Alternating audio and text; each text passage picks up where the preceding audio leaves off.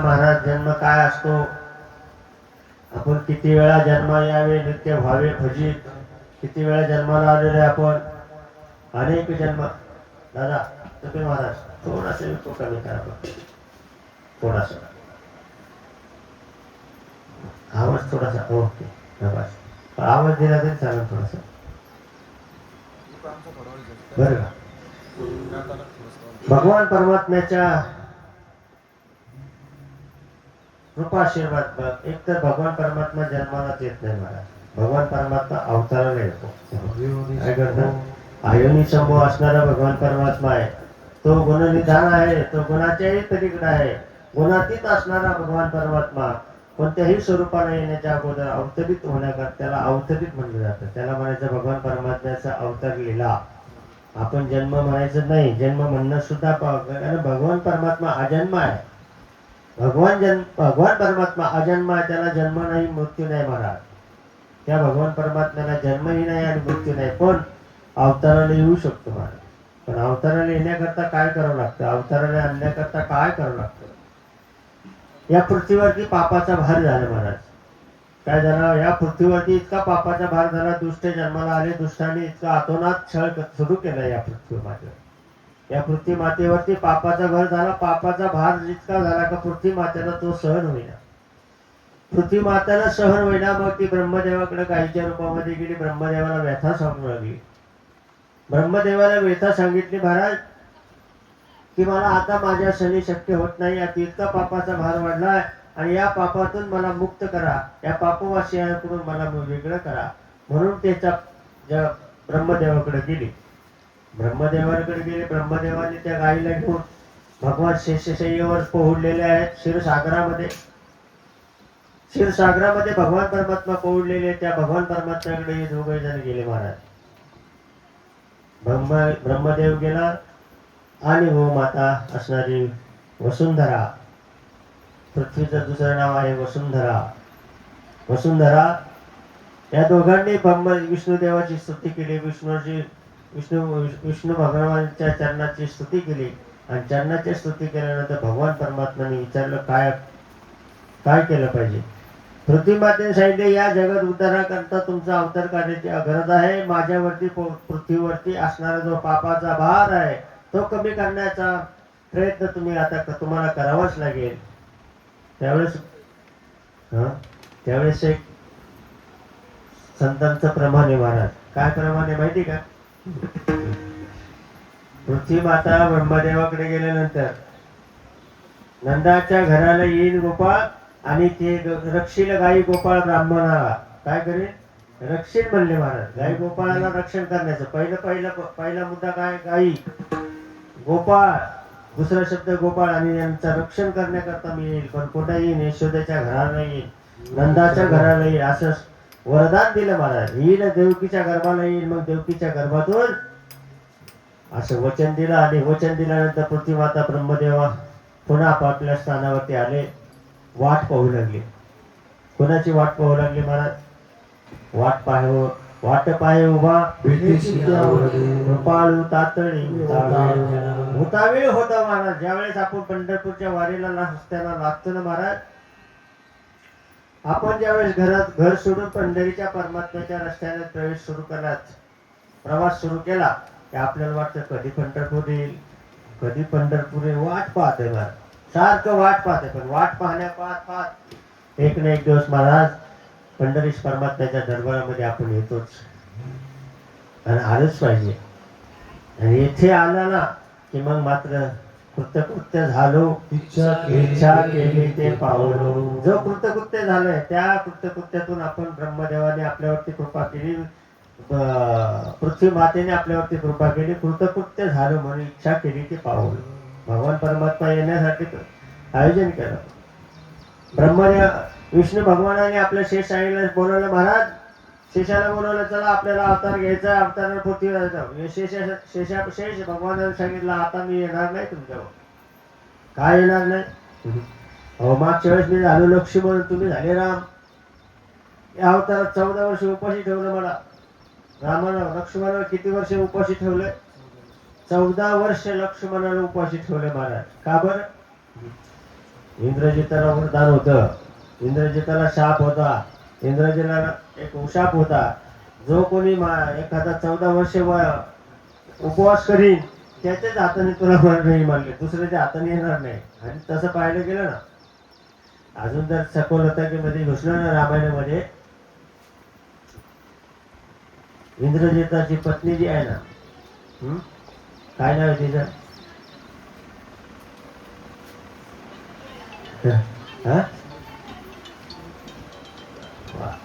बरोबर सांगितलं. तिचं नाव आहे सुलोचना. काय? त्या सुलोचना शब्दाचा अर्थ सांगतो तुम्हाला. सुलोचना म्हणजे काय? जिच्या नेत्रामध्ये चांगलं लक्षण आहे, जिच्या डोळ्यामध्ये सुलोचन म्हणजे नजर, जिच्या डोळ्याची नजर चांगली आहे ना, तिला सुलोचना व्हावा. आता आपल्या सुनेच्या तिरकी बघा, तिला सुलोचना म्हणायचं. कसं जमते महाराज? आपली सोनं त्यांना जिलेबीकडे बघते, बालुशे मागते. कसं जमते सुलोचना? सुलोचना म्हणजे काय? सुलोचना म्हणजे चांगले नेत्र, चांगलं पाहणं, चांगलं, ज्याच्या दृष्टीला चांगलं दिसतं ना, मग तिला चांगलं दिसतं महाराज. पण ती सुलोचना कोण होती माता? ती सुलोचना शेषाची मुलगी महाराज. कोणाची? भगवान शेषाची मुलगी आहे. म्हणजे जो लक्ष्मण आहे ना, ते लक्ष्मणाचीच मुलगी आहे.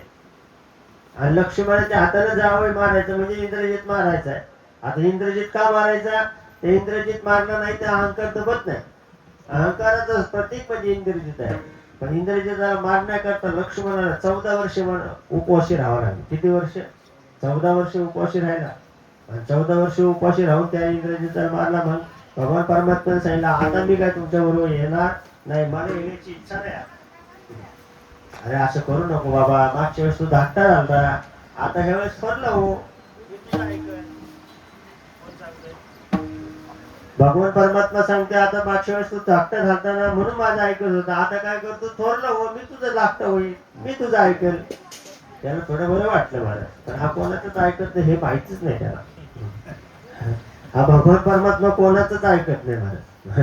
आणि त्याला ऐकायची सवयच नाही, पहिली गोष्ट. कारण का? सत्ताधीश आहे, सर्व शक्तिमान भगवान परमात्मा आहे. सर्व शक्तिमान असणारा भगवान परमात्मा, तो कोणाचं ऐकायचं कारणच नाही. जर ज्या विश्वाचा सत्ताधीश असणारा परमात्मा आहे, त्या परमात्म्याला काय कोणाची ऐकायची गरज?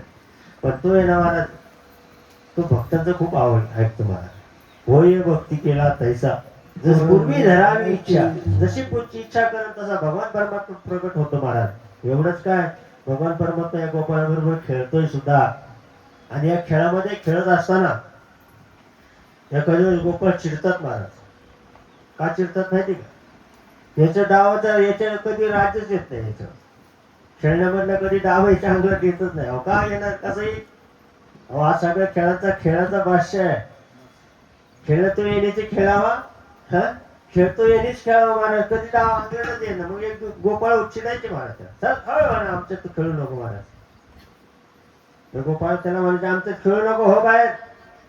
एवढं म्हणायला ताकद लागते, त्याच्यावरती श्रद्धा लागते. आणि मग हा भगवान परमात्मा त्याला असे करू नका ना, मला घरी खेळायला येणार नाही म्हणायचे. गोपाळ सुद्धा त्याला बाहेर काढत होते महाराज. अजिबात तेवढं ते पंखा पडदा खाली सोडला तर बरं होईल. तुम्हाला गरम होत असेल तिकडे फॅनकडे येऊन बसा. कारण काय माहिती का, तिकडून ते तुमच्या टॉयलेटचा वास येतो तिकडून तुम्हाला. म्हणजे तुम्ही लागलं तिकडे पुढे येऊन बस, हवा लागेल तुम्हाला. पण ते टॉयलेटचा तुम्हाला त्रास होईल.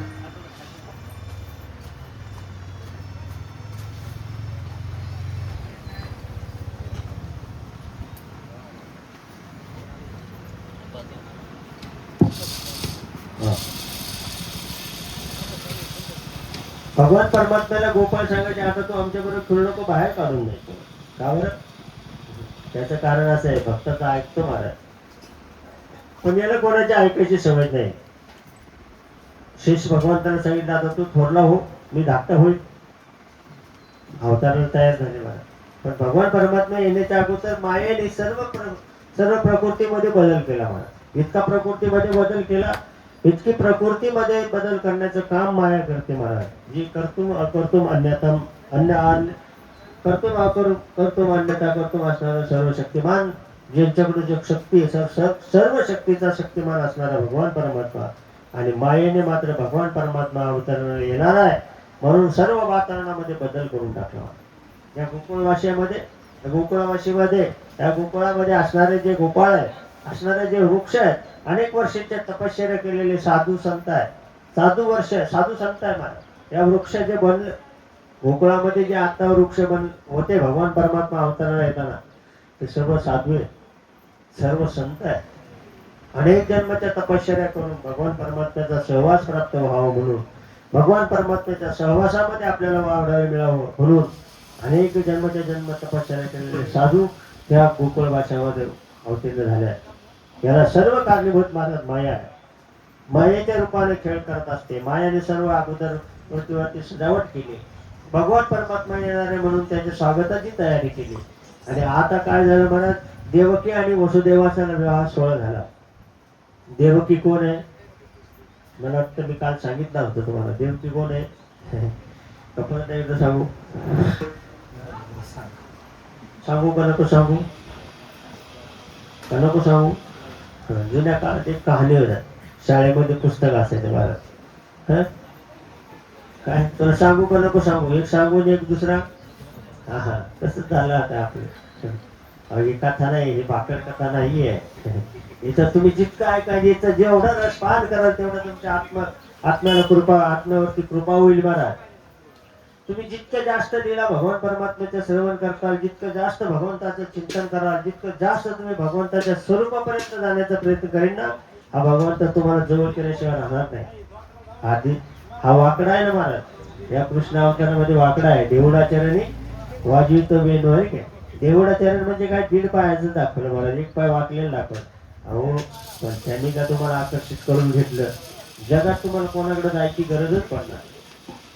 त्याच्या इतका गुणवान, त्याच्या इतका श्रीमंत, त्याच्या इतका ऐश्वर्यवान, त्याच्या इतका सर्वश्रेष्ठ असणारा परमात्मा दुसरा कोणीच या विश्वामध्ये नाही महाराज. फक्त तुम्ही त्याच्याकडे जाण्याचा प्रयत्न केला पाहिजे. एवढा गुणवान असणारा परमात्मा गोकुळवासियांनी महाराज स्वागताची तयारी केली. यशोदा कोण आहे? देवकी. आणि कोण आहे? वसुदेव. ह्या वसुदेव हा आणि भगवान देवकी सुतपा आणि पृष्णी नावाचे गंधर्व आहे. सुतपा आणि पृष्णी नावाची, हे दोघांनी गंधर्व, अनादी काळाचे गंधर्व होते. गंधर्व म्हणजे देवाचेच अवतार आहे. यांनी 1000 वर्ष तपश्चर्या केली. किती वर्ष? 1000 वर्ष तपश्चर्या केली पृष्णी आणि सुतपाने. आणि 1000 वर्ष तपश्चर्या केली आणि 1000 वर्ष तपस्या करून भगवान परमात्मा प्रसन्न झाला आणि भगवान परमात्म्याला वर मागितला. काय वर मागितला? तुझ्यासारखा बाळ आम्हाला आमच्या पोटाला या किंवा आमच्या अंगणात खेळायला या. किती वर्षाची तपश्चर्या आहे? 1000 वर्षाची तपश्चर्या आहे. आणि तपश्चर्याचं फळ मागत असताना फक्त तू आमच्या पोटाला ये एवढं, किंवा तू आमचा बालक हो एवढा. आता भगवान तुझ्यासारखं बालक आम्हाला व्हावं ही अपेक्षा केली. भगवान परमात्म्याने सांगितलं, महाराज माझ्यासारखं दुसरा या विश्वात दुसरा कोणी नाही. म्हणजे काय झालं? पण भगवान परमात्म्याने त्याला आशीर्वाद दिला. तथास्तु तथास्तु तथास्तु. 3 वेळा तथास्तु म्हणला. किती वेळा? 3 वेळा तथास्तु म्हटल्याच्या नंतर ह्या सुतपा आणि पृष्णी गर्भाचा महाराज यांना पहिल्या अवतारामध्ये षडगर्भ नावाचं, म्हणजे भगवान परमात्मा षडगर्भ नाव आहे. भगवंताचं त्यावेळेचं नाव पहिल्या अवतारामध्ये षडगर्भ नाव आहे. ते सुतपा आणि पृष्णी पुढच्या अवतारामध्ये कपिल भगवान आणि आदिती झाले. कपिल भगवान आणि आदिती ह्यांचं दुसऱ्या अवतारामध्ये भगवान वामनाचा अवतार. कपिल भगवान कोणाचा अवतार? भगवान वामन, जो बळीच्या राज्यामध्ये जाऊन बळीला 3 पावले जमीन मागणारा जो वामन अवतार आहे, तो सुद्धा भगवान परमात्म्याचा अवतार. पण तो सुद्धा अवतार त्या कपिल आणि देवहूतीचा आहे. आणि तीच कपिल भगवान आणि आहुती देवहूती आता पुढे जाऊ वसुदेव आणि देवकी झाले. कोण झाले? वसुदेव आणि देवकी. आणि त्यांच्या पोटाला हा गर्भ आला मला. कोणता? वचन दिलं महाराज. बरं काय, भगवान परमात्मा वचन देतो 1 आणि कार्य करतो 1000. याला काय म्हणायचं महाराज? भगवान परमात्म्याचे 24 अवतार आहेत. किती अवतार आहेत? 24 अवतार आहेत. आणि गर्ग संहितेमध्ये त्याचे 6 प्रकार केले. काय केलं? गर्ग संहितेमध्ये भगवान परमात्म्याचे 24 अवतार आहेत. अवताराची संख्या 24 आहे. त्याच्यामध्ये साधू संतांनी विशेष प्रकारचे 10 अवतार बाजूला काढले, तर ज्याच्यावरती विशेष 10 अवतार विशेष आहेत. म्हणजे खरेच मुख्य भगवान परमात्म्याचे 24 अवतार आहेत, पण त्याच्यातून विशेष 10 अवतार बाजूला काढले की जे संत महात्म्याने त्याच्यावरती विश्लेषण करत, पूजन करत करत आणि त्याही अवताराचे 6 प्रकार केले. काय केले? 6 प्रकार केले. 6 प्रकार कोणते महाराज? अंश, अंशांश, कला, आवेश, पूर्ण आणि पूर्णत्व. किती प्रकार केले? 6 प्रकार केले. आणि 6 प्रकारामध्ये हा भगवान परमात्म्याचा जो अवतार आहे हा पूर्णतम अवतार आहे. कोणता अवतार आहे? पूर्णतम अवतार आहे. आणि प्रभू रामचंद्राचा जो अवतार आहे ना हा पूर्णतम नाही महाराज. काय? फक्त पूर्ण अवतार आहे. काय अवतार आहे? पूर्ण अवतार आहे. पूर्ण अवतार कशाला म्हणायचं? का शास्त्रीय भाषेमध्ये किंवा शास्त्रामध्ये वेदांतामध्ये अशी प्रक्रिया सांगून गेलेल्या आहे.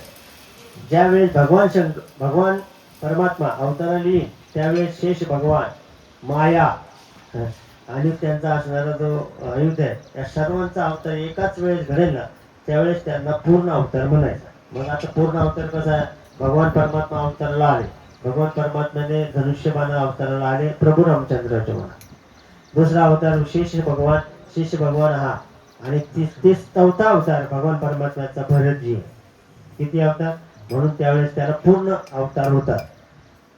पण कृष्ण अवतारामध्ये पूर्णतम अवतार होतो. काय होतो? पूर्णतम म्हणजे काय? एकाच्या कल्याण आहे की नाही, एकाच्या कैवारी अनेकांचा उद्धार. काम करणे काय? भगवान परमात्मा अवताराला आलाय महाराज, एकच कार्य करता आला. कोण त्याला? कंसाला मारण्याकरताच आला. पण कंसाला मारता मारता किती अनेकांचा उद्धार करून गेला महाराज. एकाच्या कैवारी अनेकांचा उद्धार करण्याकरता भगवान परमात्मा आहे. काम एकच आहे. येताना एकच कामावरचे येते महाराज. काय येतं महाराज? अवतार तुम्हा धरा या कारण आहे का? किंवा धर्मक्षेत्र भगवान परमात्मा यदा यदा ही धर्मस्य ग्लानिर्भवति न भारत अभ्युत्थानाम अधर्मस्य धर्म संस्थापना. धर्माची स्थापना करण्याकरता येतो. धर्माच्या स्थापने करता येणारा भगवान परमात्मा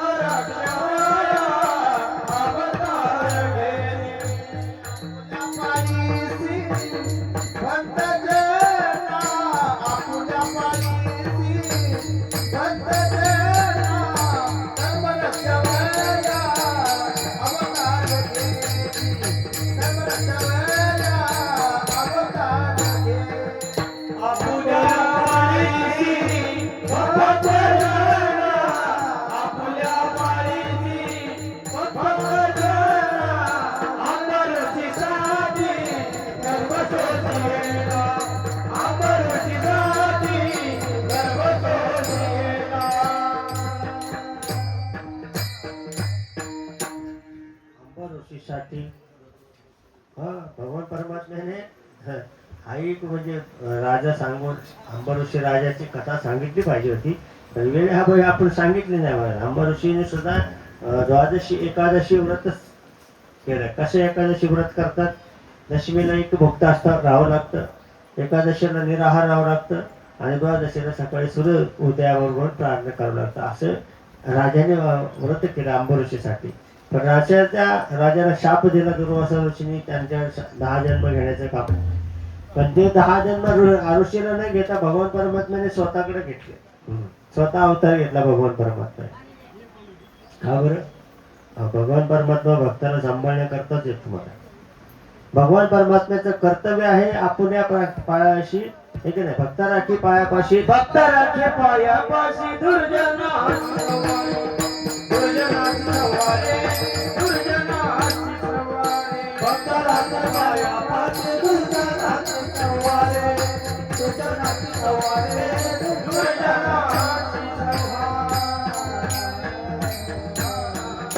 भक्त राखी पायापाशी दुर्जनाची संहार. दुर्जनाचा संहार करण्याकरताच भगवान परमात्म्याचा अवतार काढले. भगवान परमात्मा देवकीच्या गर्भामध्ये येण्याच्या अगोदर वसुदेवाच्या अंतःकरणामध्ये आला. वसुदेवाच्या अंतःकरणामध्ये स्थापन झाला. वसुदेवानं भगवान परमात्म्याचं चिंतन केलं. भगवान परमात्म्याचं चिंतन केल्याचा परिणाम काय झाला? मला तो अंतःकरणामध्ये प्रवेश केला आणि तोच अंतःकरणाचा प्रवेश वसुदेवानं देवकीच्या गर्भामध्ये केला. देवकीच्या गर्भा दिशे जैसा सूर्य, देवकीचा गर्भ दिशे जैसा सूर्य, सूर्यासारखं तिचं सौंदर्य प्रकट व्हायला लागलं. तिचं सौंदर्य पाहून माणूस कंसाला सुद्धा भीती वाटू लागली. 8वा गर्भ, पहिले 6 गर्भ गळून गेले होते. 7वा गर्भ रोहिणीच्या गर्भामध्ये स्थापन करण्यात आला. आणि 8वा जो आहे महाराज, 8वा असणारा जो भगवान आहे तो स्वयंभू भगवान आहे, आयुनी संभव आहे. त्याला कोणाची येण्याची गरज नाही, परंतु येतो भक्ता करता. काम असतं भक्ताचं सांभाळण्याचं, पण दुसरे अनेक कामं करून जातो. म्हणजे साधू संतांचा सांभाळ तर करतो, पण दुर्जनाचं सुद्धा. पण आता दुर्जन नाहीत का? आहेत ना महाराज, आताही दुर्जन आहेत. पण दुर्जन आता कसे झाले माहिती? आता दुर्जनही तसेच झाले, जर सज्जनही तसेच झाले. कसे झाले? दुर्जनात सज्जनात बदलच नाही राहिला आत्ताच्या काळामध्ये, ज्या कलियुगामध्ये. मला सांगा, आपण सर्वजण आता कथा श्रवण करतो म्हणजे आपण झालो का सद्भक्त? बरोबर की नाही? आता आपण सगळेजण कथा श्रवण करतो म्हणजे सद्भक्त झालो, आहे की नाही? बरोबर. फक्त तुमच्यात आता आपल्याला दुर्जन कसं शोधायचं, ओळखायचं? मग दुर्जनच नाही का? आहे ना मला. आता तर पुढून सांगावं लागेल, घोटाळा होईल थोडा. नको विषयांतर करतो, वेगळंच अर्थ निघायचं. अहो, दुर्जनही आपल्या जवळ आहे आणि सज्जनही आपल्या जवळ आहे. फक्त मनाच्या संकल्पेचा, विकल्पेचा, बुद्धीचा, निश्चयाचा विषय मला. आपण बसलो चालता फक्त कटनावरे बाबा आम्ही रस्त्याने चाललो. आमच्या दोघांच्या समोर फक्त 200ची नोट पडलेली असं. कोण घेईन बरं अगोदर?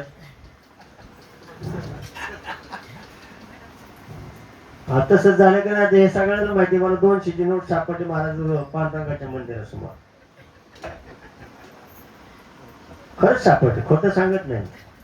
पण मी दुर्जन बी नाही, सज्जन बी नाही. म्हणजे मी माझा गुन्हाही कबूल करतो आणि खरंही सांगतो.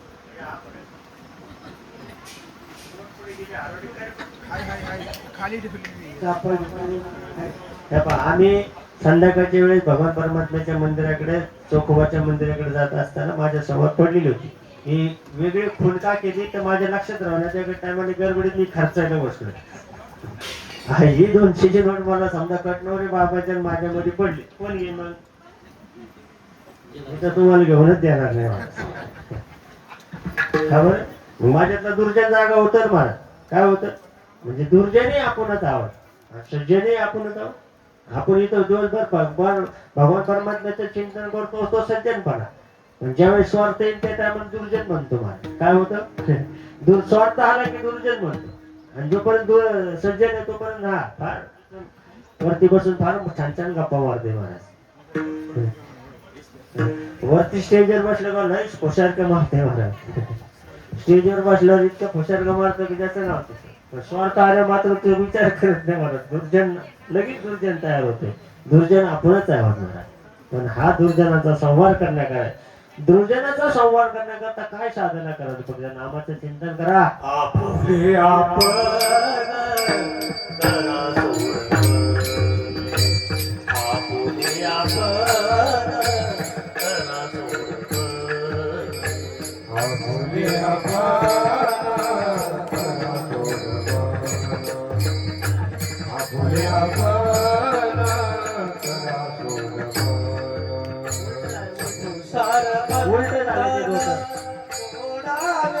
धोतर उलट झालंय, उलट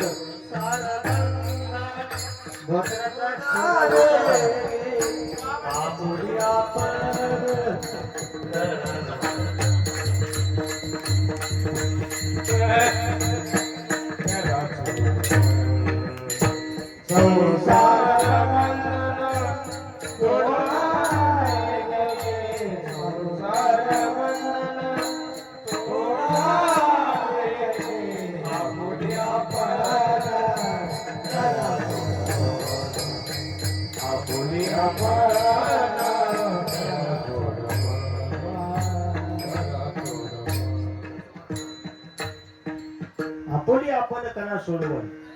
संसार बंधन तोडावे संसाराचं बंधन तोडायचं ना.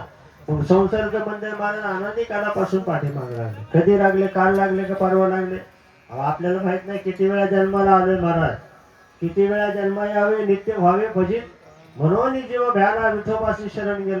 किती वेळा जन्माला आलो सांगता येत नाही मला. किती वेळा मेलो ही पण सांगता येत नाही. पण माहितच नाही ना आपल्याला. त्याच्यामुळे आपण मस्तीत जगतो महाराज. आपण फार मस्ती महाराज. कालच्या परवा दिवशीच्या कीर्तनकाराने खूप विवेचन मांडले महाराज. कसं विवेचन मांडलं महाराज? परमार्थ संसार करताना मात्र दोस्तांची मदत घ्यावी आणि परमार्थ मात्र मस्तीत करावा. तसं आम्हाला वाटतं महाराज, परमार्थ आपला मस्तीत असावा, आपल्या मस्तीत असावा. काय घेणं नाही लोकांचं जन. लोक तुम्हाला पायी चालवून देणार नाही, घोड्यावरही बसून देणार नाही.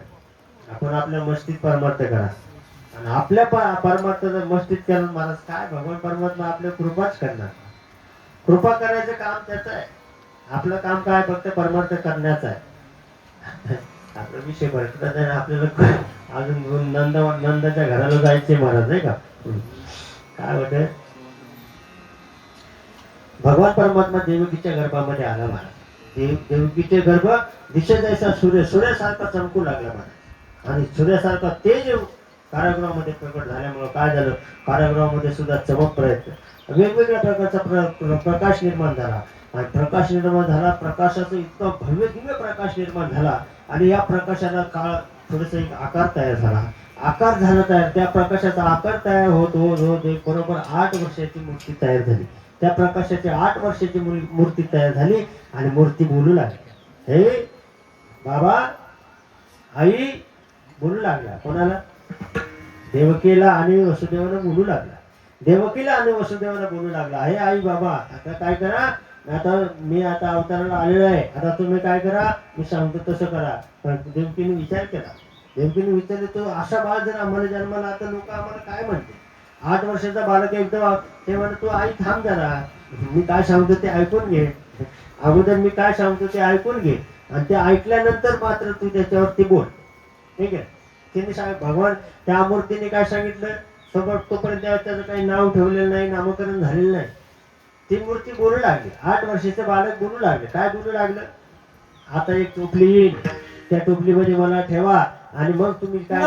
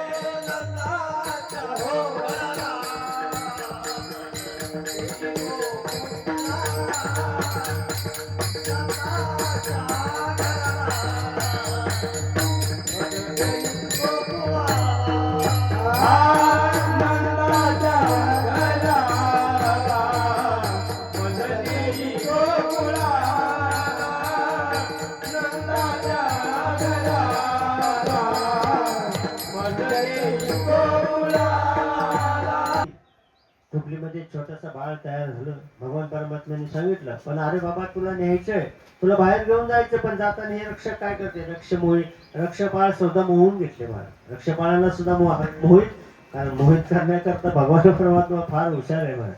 सगळ्यांनाच आकर्षित करून घेतलं, मोहित केलं महाराज. रक्षपाळ मोहित केले, सगळे विश्व मोहित करणार, विश्वाला मोह टाकणारा तो रक्षपाळ काय महाराज, सगळ्यांना मोह केला महाराज. छोटंसं बाळ तयार झालं.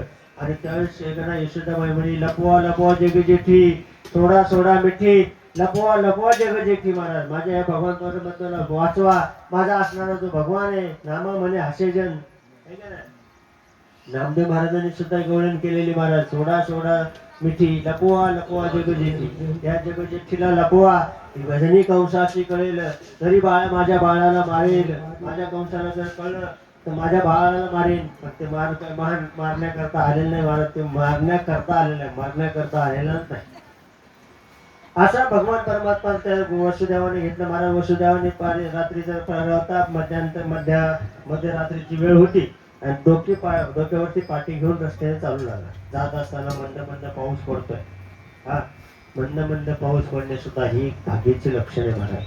आपण कथा सुरू केली महाराज, बर कथा सुरू चालू असताना जर पावसाचं आगमन झालं असेल तेव्हा आपल्या सत्कर्म कोणते असले, आपलं जर सत्कर्मामध्ये जर पावसाची हजेरी लागली असेल तर नक्की समजायचं की ही कथा हा सत्य संकल्प भगवान परमात्म्याला आवडतोय. आता जरी पावसाळ्याचा सीझन असला तरी वेळ प्रसंग असा असतो महाराज. आम्ही वृंदावनात पहिली कथा केली महाराज. ती कथा होती मार्च महिन्यामध्ये. खोटं सांगत नाही, त्या साक्षपूर्व आहेत माझ्याबरोबर बरं का. म्हणजे ज्यांनी माझ्या कथेला आलेल्या आहेत वृंदावनला, त्यात आजी त्या धुमाळ महाराजांच्या सासूबाई आहे. मार्च महिन्यामध्ये आमची कथा सुरू व्हायच्या दिवशी सकाळी बरोबर कथा सुरू होण्याच्या बरोबर 5 मिनिटांना पाऊस झाला की नाही त्यांना साक्षीदार आहे. म्हणजे मी माझं मोठेपण सांगत नाही, म्हणजे आपलं सत्कर्म भगवंताला कुठंतरी आवडते महाराज. कोणत्या ना कोणत्या रूपाने आपल्याला आशीर्वाद देण्याचं काम करतो. हा पाऊस होणं म्हणजे हा पाऊस होणं, पावसाळ्यात पाऊस होत नाही महाराज, होतो का? पावसाळ्यात सुद्धा पाऊस होत नाही, पण भगवंताची कृपा असते. आणि भगवान परमात्मा अवताराला आला ना बा, त्याच्या वेळेस मंद मंद पाऊस चालू आहे, नद्यांना पूर आहे, संपूर्ण आनंदाचं वातावरण तयार झालं, प्रफुल्लित वातावरण झालं. भगवान परमात्मा जे जगाचा माप आलेला आहे, जगाचा मालक आलेला आहे, त्याचं स्वागत केलं पाहिजे की नाही? अहो, आपण सामान्य एखादा मनुष्य जर येणार असा, आता जाऊ दे, हा महिना धोंड्याचा महिना होता महाराज, साधा आपला जावई यायचा असं तो काय स्वागत करतोय महाराज. आता तर फॅशन निघाली जावायचे स्वागत करण्याचे. आपण जावायचं एवढं स्वागत करतो, मग हा तर भगवान परमात्मा सगळ्याचा बाप आहे, त्याचं स्वागत नको करायला? त्याचं स्वागत करायचं मला. सगळं विश्वाने स्वागत केलं महाराज. साधू संतांनी तर केलंच, पण विश्व त्याच्यामध्ये अष्टमीच्या रात्री आला महाराज. अष्टमीच्या रात्री आला. वसुदेवाने घेऊन चालले, डोक्यावरती जात असताना मंद मंद पाऊस पडत होता. आणि मंद मंद पाऊस पडत असताना डोक्यावरती छत्र धरलं होतं. शेष भगवान परमात्म्याने नागाची फडी अशी ठेवली होती आणि त्यांच्या पाठीमागे जात होता. का? तर हवा लागू नये किंवा पाऊस लागू नये म्हणून.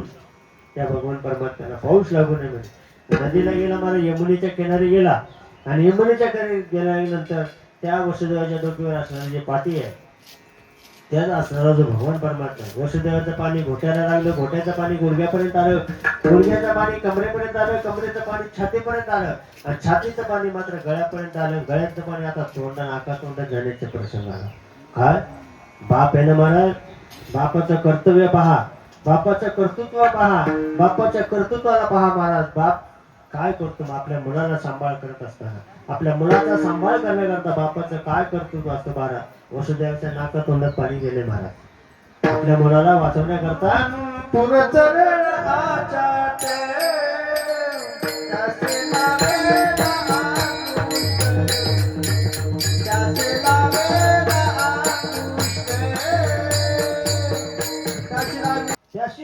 अंगुष्ट महाराज. भगवान परमात्म्याच्या लक्षात आलं, वडिलांना त्रास होईल, बाळाला सांभाळण्याकरता, बाळाचं सांभाळण्याकरता वडिलांची काय क्रिया असतात, काय त्रास असतो.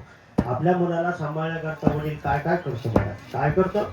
अहो, आई सुद्धा मुलाला सांभाळते, तेवढंच सांभाळते महाराज. एक उदाहरण म्हणून सांगतो महाराज, आई सुद्धा आपल्या मुलाला सांभाळते ना. सांभाळत असताना आई काय करते महाराज, मुलाला आपल्या कडेवरती घेते. कुठे घेते? आपल्या कडेवरती घेते. का कडेवरती घेते महाराज? तिला वाटतं मला जे दिसतंय ना, माझं जे भविष्य आहे, माझी जे नजर आहे, त्या माझ्या बाळाला दिसावं म्हणून ती कडेवरती घेते महाराज. काय करते?